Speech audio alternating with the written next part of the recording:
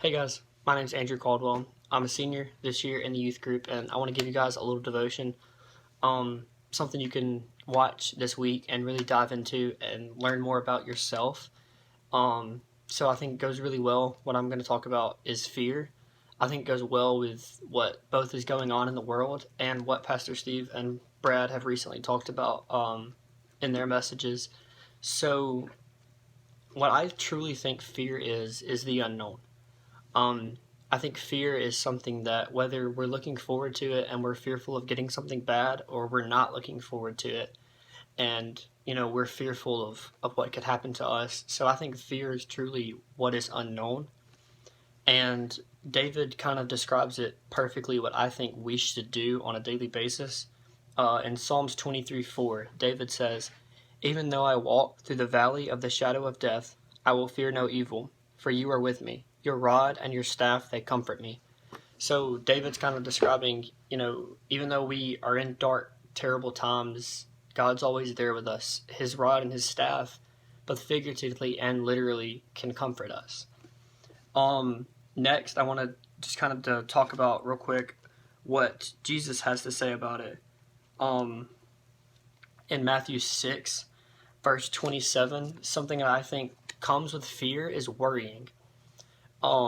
So I think personally worrying is stress on your life, especially at our age, is hard. Like, we have so much stress already from school and stuff like that.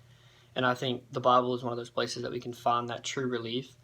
So in Matthew chapter 6, verse 27, he says, "Can any one of you, by worrying, add a single hour to your life?" Jesus is kind of asking us, what do we get from worrying? Why worry when we know that God is there for us each and every moment of our day? And so finally, just real quick, I know this is quick, but I want to wrap it up for Tom's sake and you guys' sake. So finally, I just want to kind of describe, what can we do with that fear in our life, that true, like, fear that we have. We know God's there with us, but how do we deal with it more than just saying, okay, God, you're here? In Philippians 4, verse 6, it says, "Do not be anxious about anything, but in everything, by prayer and petition with thanksgiving, present your request to God." So anytime you're fearful, don't just know that God's there with you, but truly pray to God and give it to Him. Whatever happens is in His control. Nothing is beyond Him. So even if it's not good to us, it's in His plan. So even though we may think this is the worst thing that's ever happened to me, God, why would you do this to me? This is exactly what He wants.